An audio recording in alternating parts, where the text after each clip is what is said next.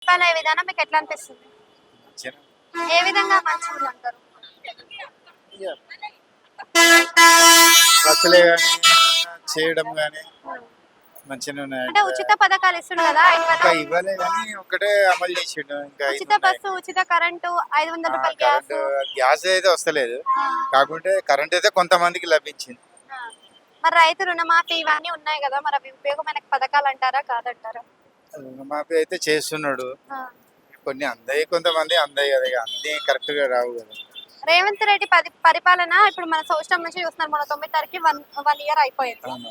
అంతకు ముందు 10 ఏళ్ల పరిపాలన కేసీఆర్ చూసారు. ఆయనకి ఈయనకి తేడా అంటే ఏం చెప్తారు? కొద్దిగా ఉంటదిలే, ఇక ఇంట్లోనే కాంగ్రెస్ వేరే ఉంటది. అంటే మీకు తేడాలు కనిపెట్టుంటారు కదా, ఏదైనా తేడా కనిపించిందా మీకు? ఇక కాంగ్రెస్ అంటే కొద్దిగా వాళ్ళు తీసుకుంటారు. అయితే ఈసారి ఎడ్యుకేషన్ సిస్టమ్ లో ఏమైనా మార్పులు వచ్చే అవకాశం ఉందంటారా మరి? ఉన్నది అంటున్నారు కదా ఇప్పుడు. వాళ్ళు కూడా స్కూల్ గానీ కాలేజీలు గానీ అన్ని చేస్తామని అంటారు. అంటే డిసెంబర్ 9వ తారీఖున మొత్తం ఉద్యోగాల పత్రాలు ఇస్తాను అని చెప్పి హామీ ఇచ్చాడు. మరి ఈ రోజు వరకు మరి రాలే గానీ అంటే వాళ్ళు చేస్తుంటారు. ఇప్పుడు ఒక సంవత్సరమే కదా, కంటిన్యూ ఒక 4 సంవత్సరాల్లో వాళ్ళు అమలు చేసేది చూడాలి. మనం రేవంత్ రెడ్డి బెస్టా, కేసీఆర్ బెస్టా అంటే ఒక మాటలో అంటే ఇక బెస్ట్ అని పార్టీని ఏమో మనం విమర్శించకూడదు. కాకపోతే వీళ్ళది ఇంకొక 4 సంవత్సరాలు ఉన్నది. ఆ వ్యవధిలో వీళ్ళు కూడా ఏం చేస్తారని మనం కూడా చూడాలి. అంతేగాని ఒక సంవత్సరంలో అమలైతే అని అన్నీ ఉండేవి కదా.